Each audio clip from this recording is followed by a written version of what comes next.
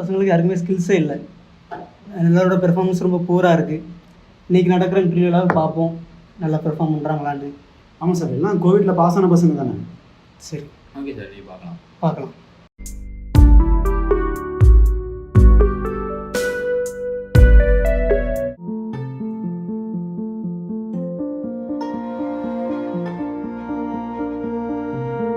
நாளைக்கு இன்டர்வியூக்கு போகிறதா சொன்னியா ஒரு வேலை வாய்ப்புக்காக? ஆமாம் பாட்டி. போறியம்மா? ஒழுங்காக போயிட்டு வாம்மா. ஏன்னா நம்ம கஷ்டப்பட்டவங்க, உனக்கு தாயும் இல்லை தகப்பனும் இல்லை என்னம்மா. அதனால் கண்டிப்பாக எல்லாரிடமும் நல்லா அன்பாக நடந்து எப்படியாவது வேலை வாய்ப்போடு வந்துடு என்னையா. நம்ம கஷ்டம் நீங்கணும் என்னையா. முயற்சி பண்ணுவியா? கண்டிப்பாக பாட்டி. வேலையோட வரணும் என்னம்மா. அதான் பாட்டின்னு ஆசை என்னையா.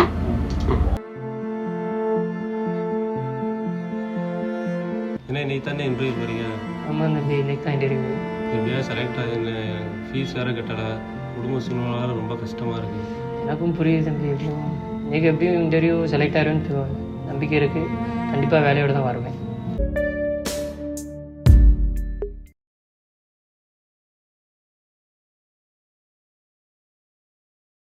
உங்களுக்கு டாட்டா ப்ராடக்ட்ஸ் தெரிஞ்சிருக்கும்.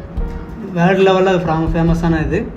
இன்றைக்கி அவங்களோட வேர்ல்டு லெவல் ரீச்சுக்கு என்ன காரணம்னு நீங்கள் நினைக்கிறீங்க? அவங்க புவர் பீப்புளுக்கு லோ ப்ரைஸில் குவாலிட்டியான பொருளை தராங்க. அதான் சார் இந்த டாட்டாவோட சக்ஸஸ்க்கான காரணம். பேசா சமீப காலமாக இஸ்ரேலில் போர் நடந்துக்கிட்டு இருக்கு. அந்த போரை பற்றி நீங்கள் என்ன நினைக்கிறீங்க? அது முடிவுக்கு எது காரணமாக இருக்குன்னு நினைக்கிறீங்க? ஆமாம் சார், இந்த போர் கடந்த 1 வருஷமாகவே நடந்துட்டு தான் சார் இருக்குது. இந்த போரை பார்க்கும்போது எனக்கு ஒரு சம்பவம் ஞாபகம் இருக்குது சார்.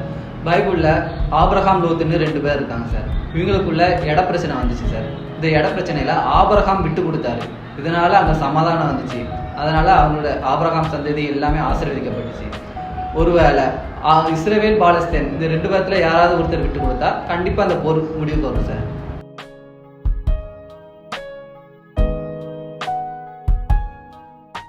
சார் கங்க்ராட்ஸ், உங்களை அப்பாயின்மெண்ட் பண்ணுறோம், நீங்கள் ஜாயின் பண்ணிக்கலாம். அப்படியா சார்?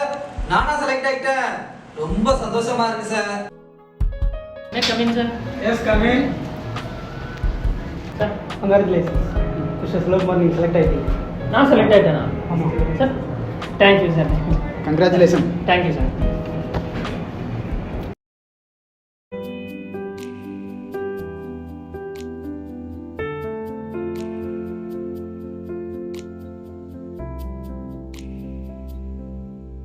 ஹாய் சார், எப்படி இருக்கீங்க? என்ன தெரியுதா? உங்களை சார் உங்களை தெரியும் சார். தெரியும். அப்புறம் சிவகுமார் எப்படி இருக்கீங்க? ஒர்க்கெல்லாம் எப்படி போய்கிட்டு இருக்கு? வேலைலாம் சூப்பராக போயிட்டு இருக்கு சார். நீங்கள் உங்களால் தான் அந்த வேலையை, நீங்கள் இல்லைன்னா அந்த வேலை கூட இல்லை. ஐயோ, என்ன சொல்கிறீங்க சிவகுமார்? இதுக்கு காரணம் நான் இல்லை. என்ன சார் சொல்கிறீங்க? அன்னைக்கு இன்டர்வியூ அட்டன் பண்ண ஏசான்னு ஒருத்தர் வந்தார்ல, ஆமாம், அவர் தான் இதுக்கு காரணம். சார் என்னோட ஃப்ரெண்டு சிவகுமார் செலக்ட் ஆகிட்டானா சார்? உங்கள் ஃப்ரெண்டை நாங்கள் செலக்ட் பண்ணலை. அவங்களுக்கு ரெக்கார்ட்ஸ் எல்லாம் கரெக்டாக தான் இருக்குது. ஆனால் அவங்களுக்கு கம்யூனிகேஷன் ஸ்கில்ஸ் இல்லை. அவங்க ரொம்ப சரியாக ஃபீல் பண்ணுறாங்க, சரியாக பேச மாட்டுறாங்க. அதனால் உங்களை தான் நாங்கள் செலக்ட் பண்ணியிருக்கோம். சார் அப்போ என் ஃப்ரெண்டு செலக்ட் ஆகலையா? ஆமாம், செலக்ட் ஆகலை சார். நான் இப்போ இந்த வேலைக்கு வரலன்னா என்ன பண்ணுவீங்க? நீங்கள் வரலன்னா உங்கள் ரேங்குக்கு அப்புறம் அவர் தான் இருக்கார், உங்கள் ஃப்ரெண்டை தான் எடுப்போம். ஆமாம், அதை ஏன் இப்போ கேட்குறீங்க? இல்லை சார், இந்த வேலையை நீங்கள் அவனுக்கே கொடுத்துருங்க. பெட்டர் ஆப்பர்ச்சுனிட்டி நீங்கள் மிஸ் பண்ண போகிறீங்களா? ஆமாம் சார், நானாலும் எங்கேயாவது பிழைச்சிருவேன் சார். ஆனால் அவனுக்கு ஸ்கில் கிடையாது சார். எனக்கு அடுத்து நான் இந்த வேலையில் இல்லாட்டி அவனுக்கு தான் இந்த வேலை கிடைக்கும். இதனால் அவங்க ஃபேமிலி ரொம்ப கஷ்டப்பட்டுருக்காங்க சார்.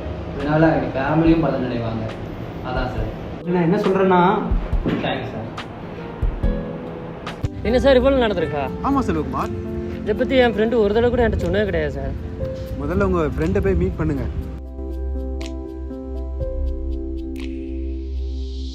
எப்படி இருக்கா? நல்லா இருக்கியா? டேய் செல்வா, நல்லா இருக்கேன்டா. நீ நல்லா இருக்கியா? நானும் நல்லா இருக்கேன்டா. பார்த்தே ரொம்ப நாள் ஆச்சு. ஆமாடா. அப்புறம் எனக்காக நீ வேலையெல்லாம் விட்டு கொடுத்துருக்க. எப்படி அவனால் மட்டும் முடியுது? எப்படி? ஆமாடா, நான் உனக்கு விட்டு கொடுத்ததுனால நான் கெட்டுலாம் போகலடா. இப்போ ஆண்டவர் என்னை ஆசீர்வதிச்சிட்டாருடா. இப்போ மல்டி இன்டர்நேஷ்னல் கம்பெனியில் நான் பெரிய மேனேஜராக இருக்கேன்டா. சரி, எப்படி அவனுக்கு விட்டு கொடுக்குற மனப்பான்மை இருந்துச்சு? அதுவாடா, இந்த பைபிளில் உள்ள வசனம், நான் சர்ச்சுக்கு வருது, சர்ச்சில் கொடுக்குற மெசேஜ், இதுதாண்டா எல்லாமே எனக்கு கற்றுக் கொடுத்துச்சு. அப்படியாடா? இப்போ நானும் உங்கள் சர்ச்சுக்கு வரலாமா? ஷுவர், வா போகலாம்.